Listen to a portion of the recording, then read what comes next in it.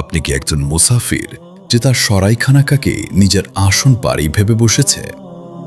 আমরা এই দুনিয়ার ঘর, সম্পদ আর সম্পর্ককে এতটাই আঁকড়ে ধরি যেন আমরা এখানে চিরকাল থাকব।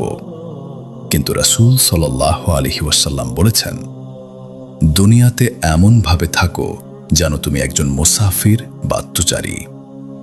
এই দুনিয়া আমাদের আসল বাড়ি নয়, এটি একটি পরীক্ষার হল, একটি ক্ষণিকের বিশ্রামস্থল। এর কষ্টগুলো পরীক্ষার প্রশ্ন, আর এর সুখগুলো ক্ষণিকের পুরস্কার। আমাদের আসল গন্তব্য তো আখিরাত, আমাদের আসল বাড়ি তো জান্নাত। যে মুসাফির তার গন্তব্যের কথা মনে রাখে, সে পথের ধারের সরাইখানার মোহে পড়ে না।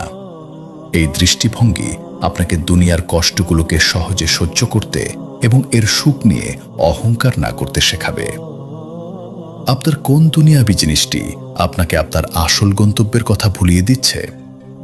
নিজেকে প্রতিদিন মনে করিয়ে দিন,